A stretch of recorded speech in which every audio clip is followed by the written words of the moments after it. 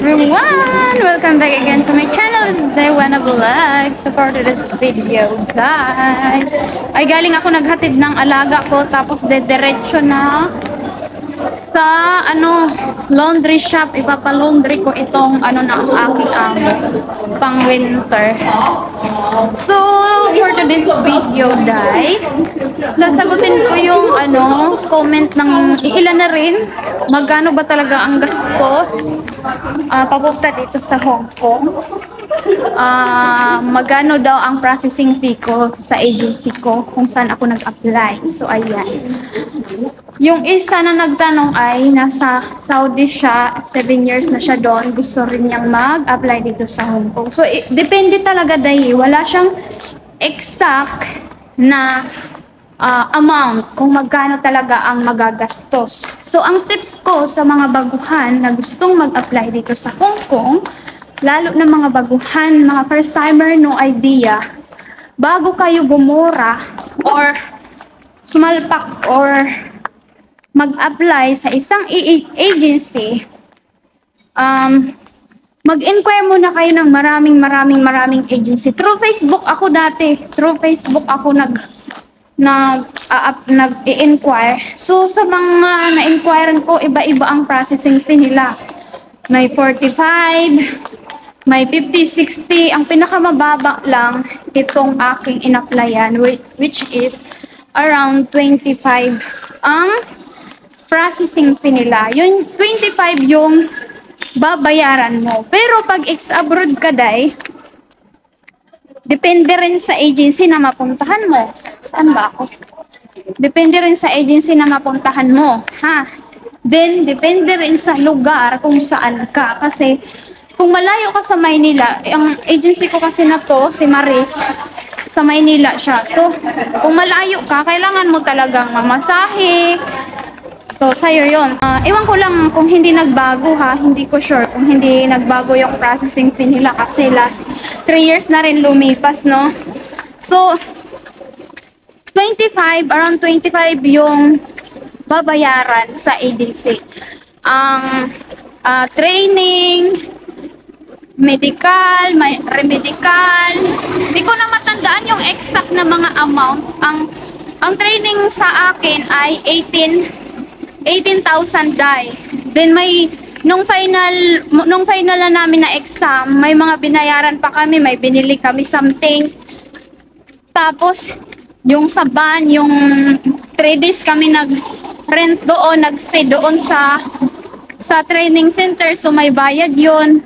Nagdagdag 18, bali 1.5 yung nadagdag. So 18, 19, almost 20 din. So wala siyang exact talaga. Then, yung sa medical, hindi ko natanda kung ano exact talaga, din remedical. Then, yung SSS, Pag-ibig PhilHealth, may babayaran ka pa doon. 3,000 ata. Yun hindi ko na, limot ko na kasi. Pwede rin kayo mag-inquire direct sa kanila. Maris Manpower Agency, search nyo sa Facebook. Sa mga nagtatanong kung may contact ba ako sa kanila, wala po akong contact sa kanila. Personally, wala po akong contact. So, ang pag-share ko lang sa inyo para magkaroon kayo ng idea sa mga gustong mag-apply din papunta dito sa Hong Kong. So, ayan, nandito tayo, day. Magpa-laundry muna tayo, day. Silaw, day. 96 agad, day. Isang damit lang, dry clean. Makukuha mo after 10 days. No? So, pag naglalaba nga ng kilt dye, yung pang winter na kumot, di ba makapal doon? Si Amo nagbabayad, buti naman. Wala akong pambayad, hindi malalabahan. Si Amo since 2 winter na, di ba? Tapos ngayon pangatlo, ewan ko lang kung sagot pa rin ni Amo. Mas mahal dito kaysa doon sa Pincho Ward. Cool pa na. So, sa nagtatanong naman about sa ex-abroad, mas maganda ang ex-abroad dye kasi mas makakalis kayo. Kaya dapat galingan nyo sa paghahanap ng agency. Kasi minsan, napunta ka sa agency na, alam nyo na, same pa din yung gagastusin nyo, sobra-sobra. Then may mga subscriber nga rin ako. Kahit alam nyo yun, kakilala nila yung, kumbaga, nag-apply sila sa agency, yung tita nila, tita ng asawa niya ay tauhan doon sa AGC. Hindi man lang in-advise na wag ka dito mag-apply kasi mas mahal dito kahit ex-abroad ka. Yung ganun ba? So, si Maris Agency, meron din yun siya ka-tie up dito sa Hong Kong. TC, kung napapanood nyo si Dajuana Pot, ayan, nire-refer niya yan. Yan yung agency niya, ex-abroad din yun. Around 15 or 18,000 ang gastos. So si Itay taga Bicol yun. 15 daw around yung kanyang nagastos. So ako nung ano dahil, nung ako nag-apply, lahat-lahat nakautang ako ng 50,000 din bago ako nakaalis. So hindi naman yung lahat ginastos doon sa sa agency. Around 25 ang mga babayaran mo sa agency. So, yung 25 dahil nag-antay din ako ng 4 months, yun nagastos sa iba-ibang bagay. Yun ang aking naging utang nung pag-alis ko. Kasi sa training pa lang ay 20 na agad ang nautang ko that time. Buti na nga lang meron akong nautangan dai, 'di ba? Nung na-hired ako, meron ako agad na utangan yung kapatid ko sa sahod sa savings niya 20. So inutang ko muna. Ayun, wala namang kaabog-abog na pinautang ako. So siya din yung inuna kong bayaran nung ako'y nagkasahod. Then another yung 30 na inutang ko, nagpagarantor ako sa biyanan ko.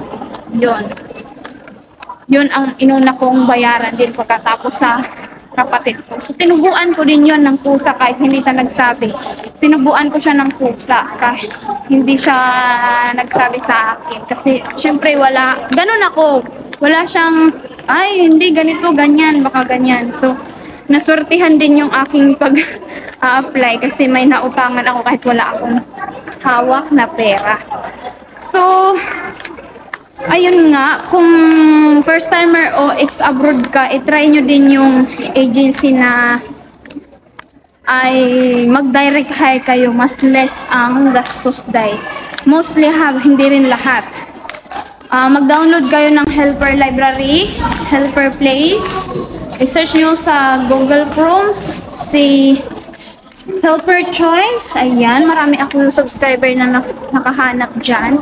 Yung isang agency lang subscriber natin, maganda din yung feedback. I-search nyo sa Facebook, Angel Caregiver. Ayan, magaganda yung feedback dyan. So, malapit na tayo dahil. So, ayan, nandito na tayo sa loob ng building. Bago kayo mag-apply dahil, mag-inquire kayo ng marami, hindi yung susugod kayo agad dyan. Ha? Maris Manpower, i-search nyo yan. Ang agency ko, kila Ma'am Marisa, i-search nyo si My Sweet Home Manila Interview. Ayan, si Ma'am Marisa MHS ang aking broker. So, pwede kayo mag-try sa kanya. Pag na-hire kasi kayo doon, saka kayo ipo-forward kay Maris Agency. So, pwede rin kayo mag-direct kay Maris Agency. Marami din yan ka-tie up dito sa Hong Kong. So, ayun lang for today's video guys. Kung nagustuhan mo ang video na to, don't forget like and subscribe my channel. Say this down. Bye-bye.